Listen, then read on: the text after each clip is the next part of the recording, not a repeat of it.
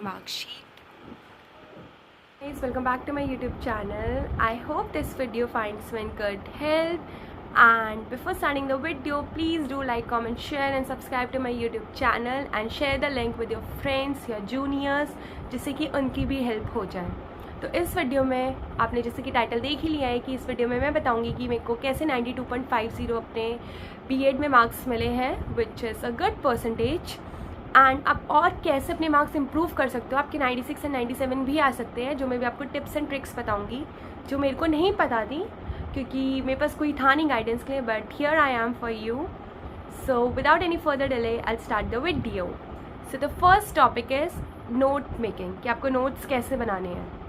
तो बीएड में बहुत आपको सुनने को मिलेगा कि बीएड ही तो है, पढ़ने की क्या ज़रूरत है, this and that. But trust me, आपको पढ़ने की ज़रूरत है. आपने किसी कोर्स में इनरोल करा है तो किसी रीज़न से करा है. और बहुत ये भी सुनने को मिलेगा कि बीएड के मार्क्स कहीं नहीं लगते हैं. ये झूठ है कि बहुत सारी कॉन्ट्रैक्चुअल वैकेंसीज निकलती है. आप देखोगे अगर आपको कॉन्ट्रैक्चुअल जॉब भी करनी है, क्योंकि स्टार्टिंग तो आपको कहीं से करनी पड़ेगी, तो वहाँ पे जो सिलेक्शन होता है वो मेरिट बेस पे ही होता है. जो आपके बीएड के मार्क्स, अगर आपके इनकेस ग्रेजुएशन में कई मार्क्स नहीं अच्छे हैं तो आपके बीएड के जो मार्क्स हैं वो आपकी मेरिट को इन्हांस कर देता है. तो प्लीज़ इसको लाइटली मत लेना कोर्स को. And the first topic is notes making. जैसे कि मैंने भी बोला, तो नोट मेकिंग में आपको क्या करना है कि नोट्स आप ना जब भी आपका सेमेस्टर शुरू होता है ना, आप तभी बनाने शुरू कर दो अपने डिस्क्रिप्टिव नोट. क्योंकि कुछ टॉपिक्स ऐसे होते हैं जिनका नोट्स मिलते ही नहीं है. आप यूट्यूब कर लो, गूगल कर लो, नहीं मिलते. फिर कहीं ना कहीं जाके आपको मिलते हैं, तो बहुत मुश्किल से मिलते हैं. मेरा कहने का मतलब ये है. तो आपको ना एग्ज़ाम टाइम वो स्ट्रेस ना हो कि इसके मेरे पास नोट्स नहीं है. तो नोट्स वाला काम आप अपना पहले करके रखो. और अब आगे आता है कि आपको इंटरनल में और एक्सटर्नल में पढ़ना कैसे है. तो इंटरनल के टाइम वही आप अपने नोट्स खोलो, क्योंकि नोट्स आपके पास है तो आपका 50% वहीं हो गया है. आप उन नोट्स में से ना आप अपनी हेडिंग्स वगैरह, जैसे एक टॉपिक मैं लूँ एक्सप्लेन करने के लिए, तो फॉर एग्जाम्पल क्वेश्चन आपका growth and development and explain the principles of growth and development. तो इस क्वेश्चन से भी पीछे की बहुत लंबी कहानी है, मैं भी बताऊँगी कि कैसे इस क्वेश्चन ने ही मेरे को आंसर राइटिंग सिखाया. तो ग्रोथ एंड डेवलपमेंट एक ऐसा टॉपिक है, आपको पता है पूरी यूनिट ग्रोथ एंड डेवलपमेंट में है. तो आपको क्या करना है, exam time growth and development का मीनिंग लर्न कर लो. क्योंकि introductory paragraph, main body and conclusion ये आपको हर जगह लिखनी है, 5 मार्कर्स में भी एंड 12 मार्कर्स में भी. तो ग्रोथ एंड डेवलपमेंट के 5 पॉइंट्स आप लर्न कर लो. उसके बाद मेन क्वेश्चन जो पूछा गया है 12 नंबर में, वो आपसे प्रिंसिपल्स पूछा गए हैं. तो आप क्या करोगे कि ग्रोथ एंड डेवलपमेंट का मीनिंग लिख दिया. उसके बाद ग्रोथ एंड डेवलपमेंट के कैरेक्टरिस्टिक्स का सिर्फ फ्लो चार्ट बना के छोड़ दो, क्योंकि इतनी शीट्स हमारे पास नहीं होती, मैं आगे भी समझाऊंगी. और जो प्रिंसिपल वाला पार्ट है उसमें आप 12 प्रिंसिपल्स फ्लो चार्ट के थ्रू बना दो, क्योंकि फ्लो चार्ट बनाना बीएड में बहुत ज़रूरी है, वरना मार्क्स नहीं मिलते हैं. तो प्रिंसिपल्स का आप फ्लो चार्ट बना दो.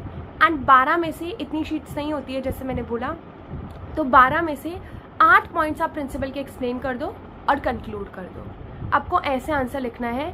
अब वो जो प्रिंसिपल है, प्रिंसिपल ऑफ कॉन्टिन्यूटी और प्रिंसिपल ऑफ से फॉलो कॉडल, ये बहुत सारे मतलब अलग अलग पॉइंट्स हैं जो आपको पता है. उनमें आपको लर्न नहीं करना उनके अंदर का कंटेंट, बस कंटेंट समझ के चले जाओ कि इस वर्ड का मतलब क्या है. वहाँ जाके आप अपनी लैंग्वेज में लिख देना. और इन केस आपको लगता है कि आप आंसर नहीं बना पाओगे, तो 1 या 2 पॉइंट लर्न कर लेना हर एक प्रिंसिपल के. इतना कुछ लर्न करने की ज़रूरत नहीं है, क्योंकि वहाँ पे जाके शीट्स की बहुत बहुत प्रॉब्लम होती है, प्लस टाइम की भी बहुत प्रॉब्लम होती है. तो अब मैं आपको बताती हूँ कि इस क्वेश्चन की पूरी बैक स्टोरी क्या है.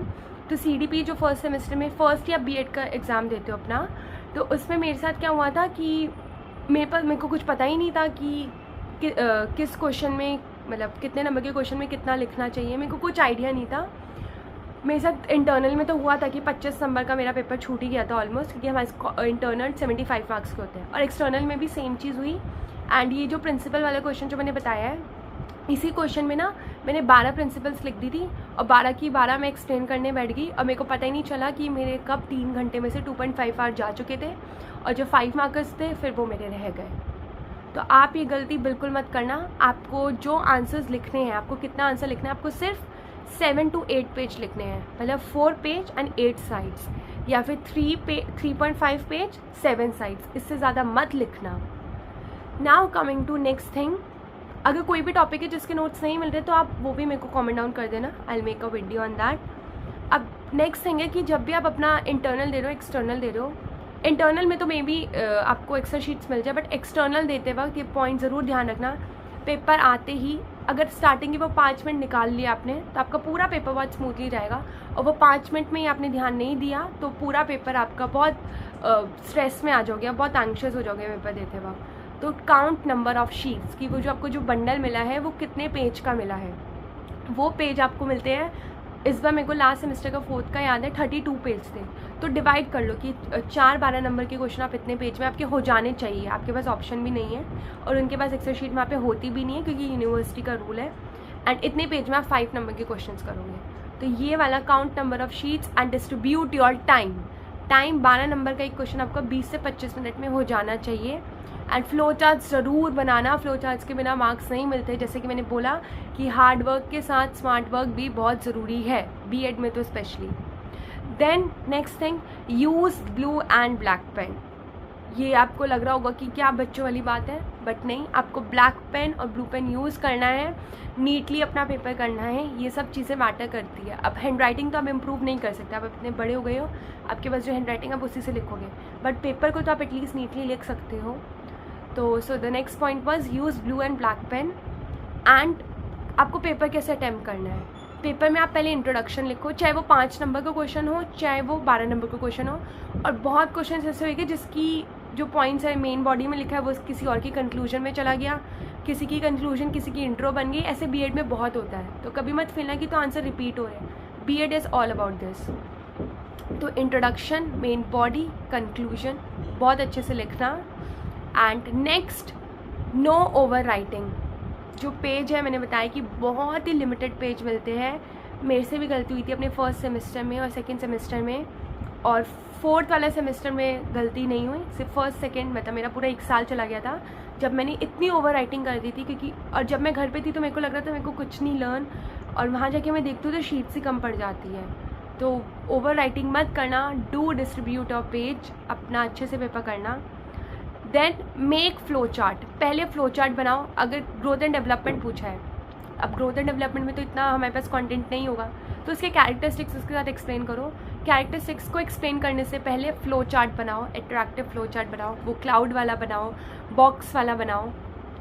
And then next point is कि जो पॉइंट्स है, मैंने बताया ना कि फ्लो चार्ट में आप ज़्यादा पॉइंट लिख दो। 20 पॉइंट वैसे पॉसिबल नहीं होता 20 वहाँ पे लिख पाओ, तो 12 पॉइंट आपने फ्लो चार्ट में लिख दिया और उसमें से सिर्फ 7 या 8 पॉइंट ही आप एक्सप्लेन करो, क्योंकि इतना एग्जामिनर को भी पता है कि आपके पास शीट नहीं है। पहले मैं सोचती थी कि मैम को लग रहा होगा इसे आंसर नहीं पता, बट अब मैं रियलाइज़ करती हूँ कि obviously even the examiner is aware कि आपके पास इतनी शीट नहीं होती है। And next and the last point is, जो 12 मार्कर्स होते हैं उसमें आपको क्या करना है। उसमें कभी कभी ऐसे हो जाता है कि जो कभी भी ये मत सोचना कि आप जो बुलेटिन सबसे बड़ा दिया हुआ है वही 12 नंबर में आएगा।